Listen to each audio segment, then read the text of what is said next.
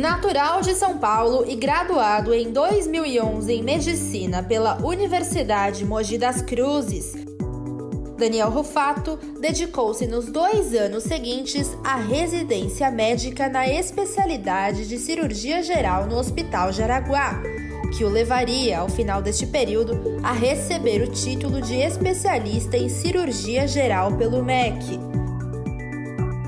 Iniciou sua residência na área de cirurgia plástica no renomado Hospital dos Defeitos da Face em São Paulo, obtendo o título de especialista em cirurgia plástica pela Sociedade Brasileira de Cirurgia Plástica. Atualmente, atua na área da cirurgia plástica estética. Muito boa noite, meu amigo, minha amiga. O nosso encontro de final de noite. Programa Ponto de Equilíbrio. Daqui a pouquinho você vai ver aí na sua tela as nossas mídias sociais, né? O Instagram, o Facebook e principalmente o nosso canal no YouTube. Por que principalmente? Porque nesse canal que você está vendo agora, que é o canal do programa no YouTube, você pode acessar a qualquer programa já exibido. Você pode assistir novamente, de repente você perdeu, ou um tema que te interessa, você pode acessar diretamente no nosso canal no YouTube e lá você vai encontrar todos os programas já veiculados. O programa é sempre feito pensando em você. E nessa noite é com imenso prazer que recebemos o Dr. Daniel Rufato. Ele é cirurgião plástico. E nós vamos falar um pouquinho sobre esse assunto, né? Tão em moda agora, que tem aumentado muito, a cirurgia plástica aqui no Brasil. Doutor, obrigado por ter aceito o convite, é um prazer receber o senhor aqui. O prazer é todo meu. Para a gente falar um pouquinho sobre a cirurgia plástica aqui no Brasil, né? Então, estamos aqui à disposição. Então, a cirurgia, a gente batia um papinho aqui antes. Acho que é um fenômeno até mundial, mas no Brasil, a gente, por morar aqui, lógico, sente mais isso agora. A cirurgia plástica parece que ela está sendo mais divulgada e mais pessoas estão se valendo da cirurgia plástica no Brasil. Quando começou efetivamente esse crescimento e quais os motivos, doutor? Eu acho que o principal crescimento começou mais ou menos há 10, 15 anos atrás, onde a cirurgia plástica em si começou a ser um pouco mais divulgada, mais popularizada, e hoje todas as classes sociais conseguem realizar uma cirurgia e, consequentemente, melhorar a sua autoestima, melhorar seu corpo. Então, em torno de 10 a 15 anos atrás. E o senhor acredita também que o custo, na década de 70, 80, era uma coisa, a cirurgia plástica era muito cara e poucos médicos faziam. Aqui no Brasil, principalmente, tinha poucas opções e era muito caro. Eu me lembro de pessoas que iam até realizar essa cirurgia no exterior, voltavam contando quanto tinha gasto e era um absurdo. Esse barateamento, o senhor acha que é um dos motivos que a cirurgia está mais popular agora e que vai continuar a crescer? Sim, com certeza. Tanto parte de operacional da cirurgia, que seria a parte de hospitalar, hoje a gente tem hospitais específicos só para cirurgia plástica, então isso diminui com certeza os custos para a cirurgia. E com um aumento do número de profissionais, consequentemente a gente tem um aumento do número de cirurgias e com isso o paciente tem um aumento para procurar os profissionais. Então, ele tem uma gama maior de profissionais, fazendo com que ele consiga realizar a cirurgia com um profissional A, B ou C e muito bem capacitado. O senhor falou de cirurgias e profissionais. Como tudo que acaba crescendo demais, às vezes tem os problemas aí no meio do caminho. E, lógico, tem bons profissionais, maus profissionais em todos os ramos de atividade. E, às vezes, pessoas até que querem se valer, se passam por médicos, se passam por cirurgiões. Quais os cuidados que a pessoa tem que tomar a partir do momento que ela fala, não, eu resolvi, eu vou fazer uma cirurgia plástica? Como ela tem que começar a proceder? Então, a primeira coisa, hoje, com todas as mídias sociais, com os acessos que a gente tem de pesquisa, a cirurgia plástica tem que ser feita por um cirurgião plástico. Hoje a gente tem o site da Sociedade Brasileira de Cirurgia Plástica. Quer dizer, não basta ser só médico, ele precisa ser um cirurgião plástico. Precisa ser um especialista registrado pela Sociedade Brasileira de Cirurgia Plástica. Então, qualquer paciente que queira realizar um procedimento, ele vai entrar no site da sociedade e vai checar se esse médico que ele passou numa consulta é um especialista ou não. Esse é o primeiro ponto para a gente poder realizar uma cirurgia segura. Então, seria procurar um especialista em cirurgia plástica. E às vezes o problema de clínicas, doutor, que infelizmente a gente até presenciou aí casos de, principalmente na parte de lipoaspiração, naquela escultura, né? Sim. No corpo. Infelizmente, casos até de morte, porque a pessoa, às vezes, ela vai pela aparência, né? Ah, é uma clínica, falando que nessa clínica pode fazer, que não tem problema. E na parte de clínica, qual o cuidado que a pessoa tem que tomar?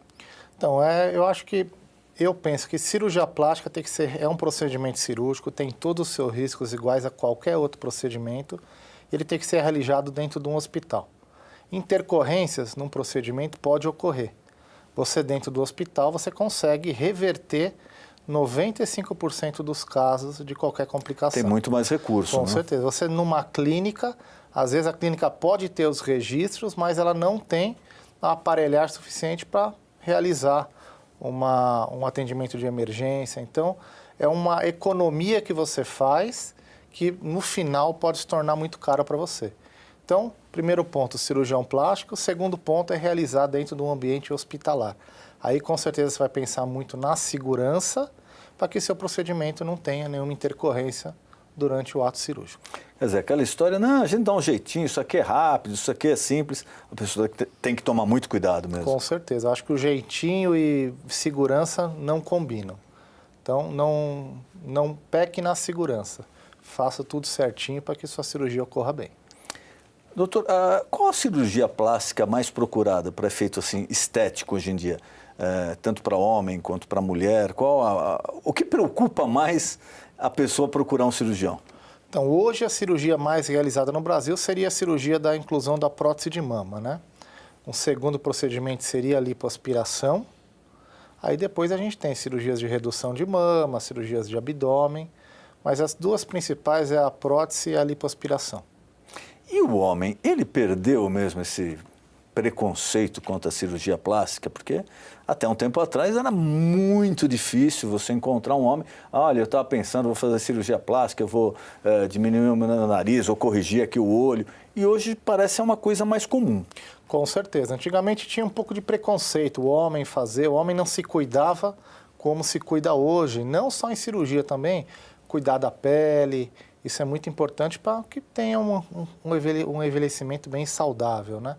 O homem, hoje, ele procura mais cirurgias de lipoaspiração, aquela cirurgia de redução das mamas, que seria a ginecomastia, cirurgia das pálpebras. Então, hoje, o homem está realizando bastante procedimentos, aumentando até gradativamente mais em relação às mulheres, né?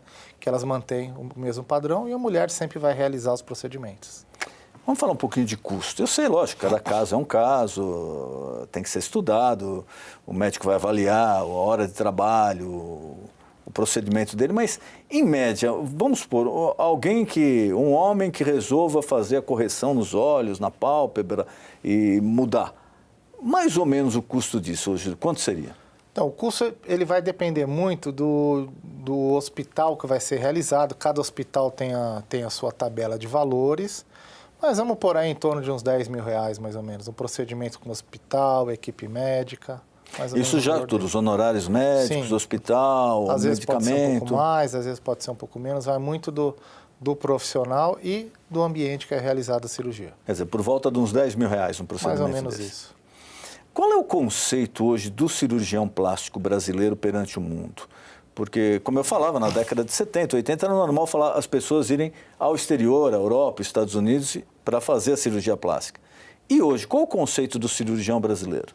Hoje, a gente tem a segunda maior sociedade de cirurgia plástica do mundo, a gente só está atrás da sociedade americana.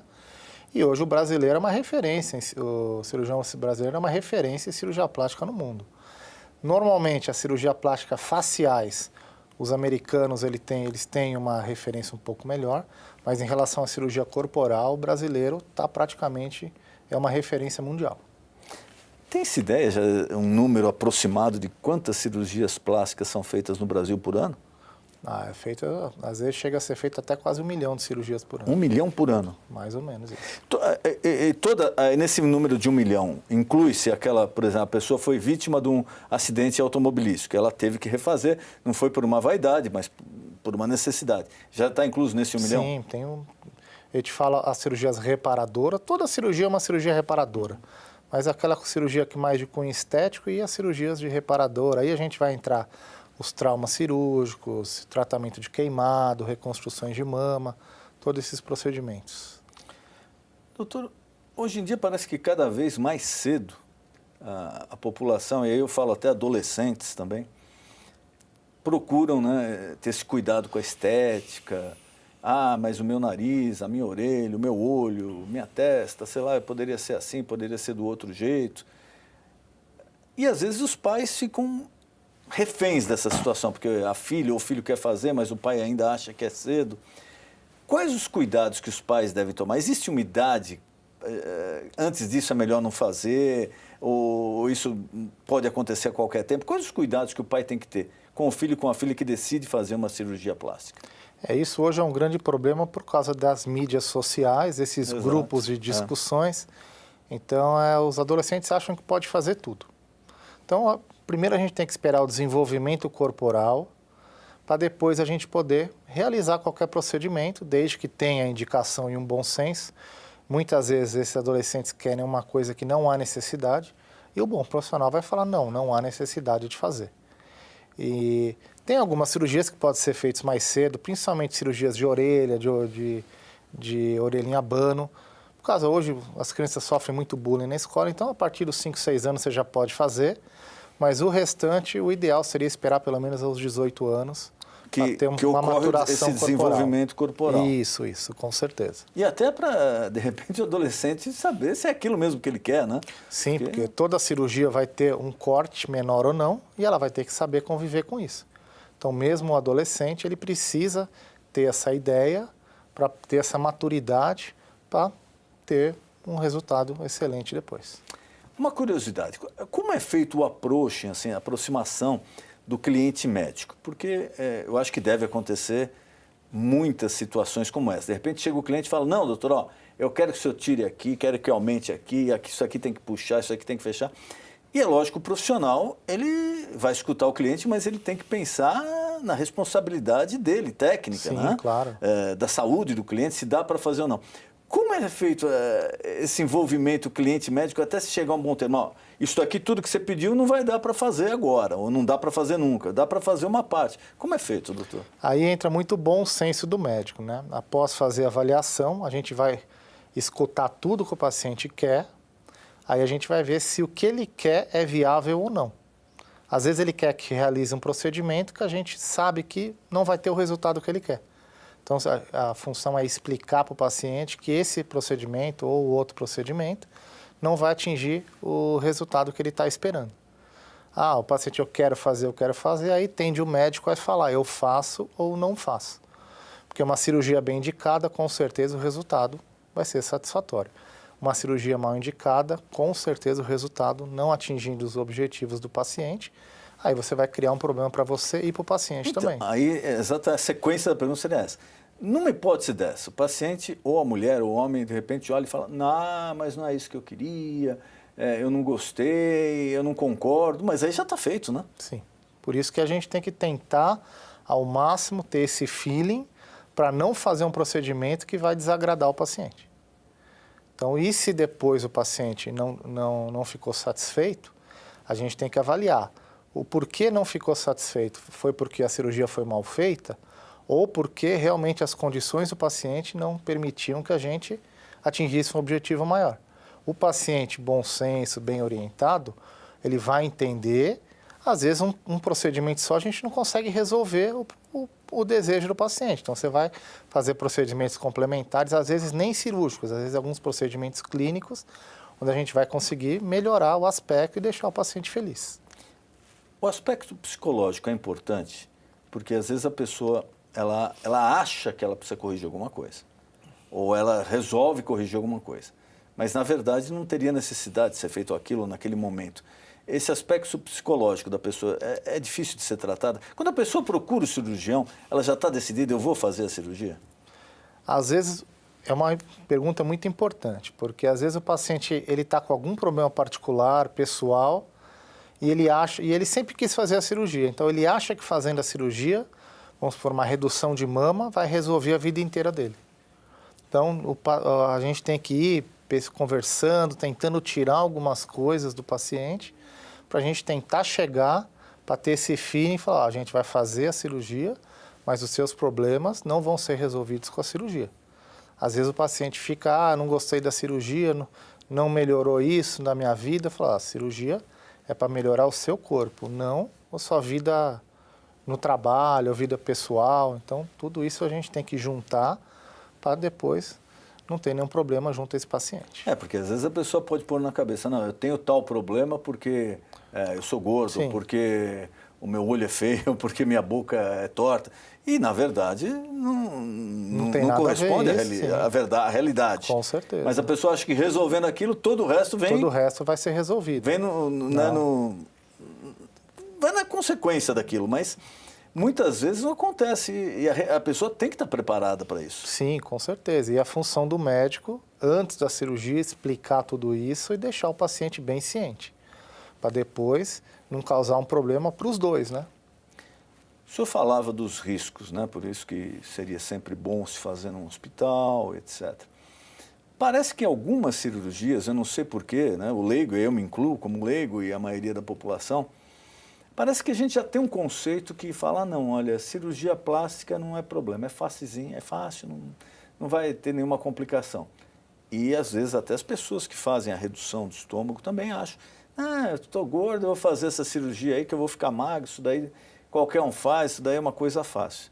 E na verdade, a gente sabe que toda cirurgia, como o senhor falou, envolve o risco.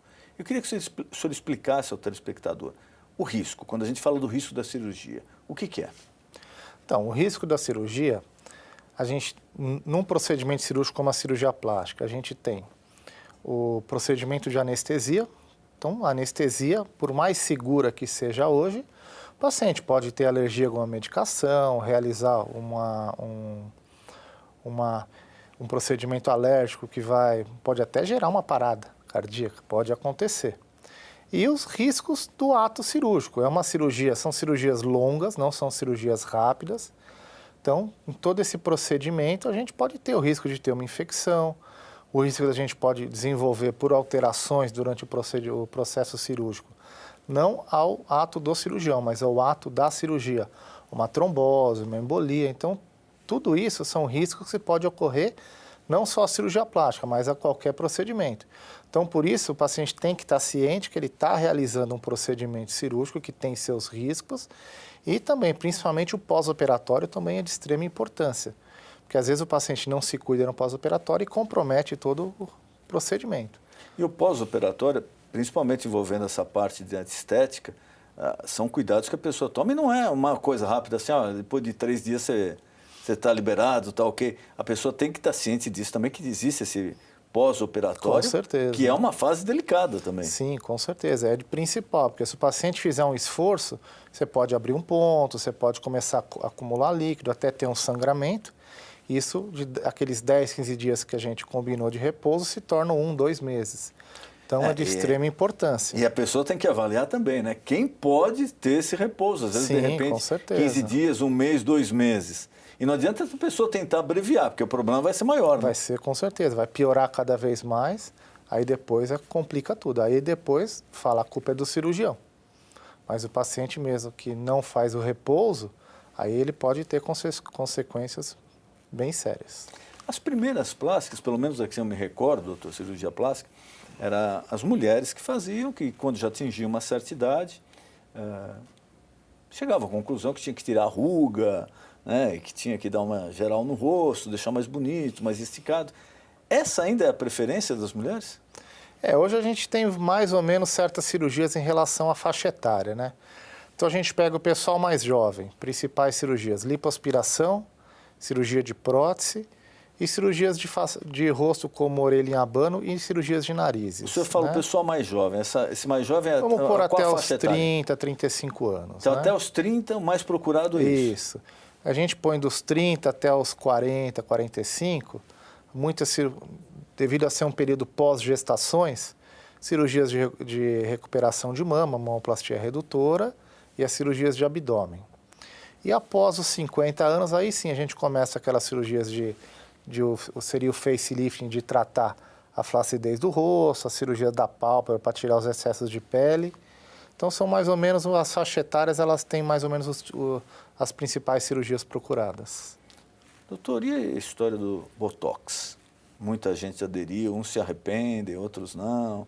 Isso popularizou bastante também, sim, né? Com certeza. Como ele funciona? Quais os cuidados? Como a pessoa deve proceder? Então, o Botox ele é um grande aliado tanto dos cirurgiões como dos dermatologistas, né?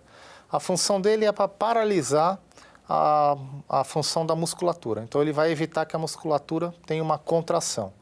O que forma nessas rugas? A contração do músculo. Quanto mais forte for o músculo, mais ele vai contrair e mais vai formar aquelas rugas. Então, a toxina botulínica ela veio para paralisar. Então, ela tem uma ação entre 3 e 6 meses, onde o paciente não vai movimentar no local onde foi aplicado. Então, ele vai evitar que forme aquelas rugas dinâmicas, que é a ruga do movimento. Se ele já tiver aquelas rugas, aquelas marcas, o Botox ele não vai ter ação. Aí a gente vai ter que partir para outro tipo de procedimento. Quer dizer, isso não reverte, já tem e vai continuar, Formou só através rugas, de uma cirurgia. Isso. Ou até alguns tratamentos clínicos como preenchedores, como laser, isso pode ajudar. Mas o Botox ele revolucionou o tratamento das rugas dinâmicas. Quer dizer, vale a pena se a pessoa é mais uma prevenção. Uma prevenção e quando as rugas já estão formadas, também você pode fazer. Ele tem uma característica muito importante que é o quê? Quanto mais forte for a ruga, mais vai formar os vincos na pele. A pessoa que pratica muito esporte, ela tende a ter uma pele mais enrugada? Tende a ter uma pele mais enrugada por 2 fatores. Primeiro, ela desenvolve mais a parte da musculatura, então já vai formar mais. E a pessoa esportivamente ativa, ela tem menos gordura no corpo. Então, quanto mais fina for a pele, mais vai aparecer as rugas. Aí que o Botox ele age para que não apareça tanto essas rugas. E ele tem uma característica importante, que quanto a gente vai fazendo a toxina, a gente vai ficar aí de 3 a 6 meses com esse músculo paralisado. Então, a hora que acabar esse efeito, o músculo já não vai ter a mesma força. Ele perdeu 10, 20% da força. Então, as rugas que vão formar já são menores. Então, teoricamente, as pessoas estão começando a fazer mais cedo para prevenir a formação das rugas. Eu perguntei isso ao senhor porque eu reparo, às vezes, em pessoa, principalmente aqueles atletas que fazem levantamento de peso, Sim. etc. Você olha, são pessoas com 20 e poucos anos, mas já tem Se você olhar para o rosto da pessoa, aparenta ter bem mais idade. Então, com certeza. Qualquer esporte de alto rendimento não faz bem à saúde, né? Porque ele leva o corpo ao limite, então já não é uma coisa muito saudável. Eu entrevistei uma época o doutor Nuno Cobra, e ele sempre falou isso daí. Na primeira vez que ele falou, achei estranho, depois outros médicos também falaram. O esporte profissional faz mal à saúde. Faz mal. E muita gente acha o contrário. Sim. Não, imagina um atleta. Não, o esporte profissional, quer seja futebol, basquete, vôlei, atletismo, ele faz mal à saúde. Com certeza. Só a gente vê esses atletas de luta, quando eles vão atingir o peso, desidratar, tem muitos que acabam parando no hospital com problemas graves. Então, isso daí a gente já vê que não é uma coisa muito saudável. Doutor, a história não sei se incluiria também a cirurgia plástica, mas o problema capilar, que parece que cada vez mais vem afetando aí, principalmente os homens, né? Essa parte estética preocupa muito o homem hoje em dia? Ah, com certeza. Aí a gente já inverte aquele quadro. O tratamento capilar, 95% é realizado no público masculino. 5% normalmente no público feminino. Porque geneticamente a mulher ela tem menor propensão a ser calva, se quer? Sim, com certeza. A chance, por causa dos hormônios, ela é bem menor. Às vezes é por alguma alteração hormonal, às vezes até por alguma patologia, mas com certeza 95% são os homens. E como os cuidados também do homem que procura para essa estética capilar? Quais os cuidados que ele deve tomar? Os cuidados é como qualquer outro procedimento cirúrgico. Então, ele vai ter as orientações e, principalmente, é muito importante tomar esse cuidado, seguir sempre as orientações do profissional que realizou, porque caso você não siga, você pode perder uma boa parte desses implantes que foram feitos, né? É porque antigamente era comum o caso, a pessoa falava, olha, eu fiz implante, na hora ficava lá, né, bonito, cobria tudo, depois de um tempo caía de novo. Parece que hoje não, é mais duradouro, né? Antigamente era feito por tufos, né? Então você pegava um pedacinho, tirava e colocava, então você colocava 5, 6, 10 fios de uma vez. E normalmente não é todos os fios que conseguia o processo de cicatrização. Hoje é feito fio a fio. Então você vai colocando fio por fio, então a capacidade desse fio de cicatrizar e implantar de uma forma perfeita aonde foi colocado é muito maior. Então você tem um resultado muito melhor do que você tinha 10, 15 anos atrás. E a tecnologia hoje em dia vai melhorando cada vez mais. Mas então deve ser um processo bem demorado, né? Sim, é uma cirurgia que chega a demorar 5, 6 horas mais ou menos. Porque para fazer por fio, nós temos milhões, né, de fios de cabelo. Tanto não é um profissional, é uma equipe onde você tem 3, 4 pessoas cortando fio por fio, separando um fio maior, um fio menor, de acordo com o local onde você vai colocar, aí sim você vai implantando o ângulo para você ter uma reconstrução perfeita depois. Vamos falar um pouquinho sobre as dicas de prevenção, principalmente para a pele.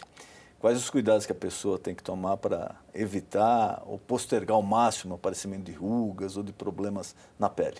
O principal vilão da pele é o sol.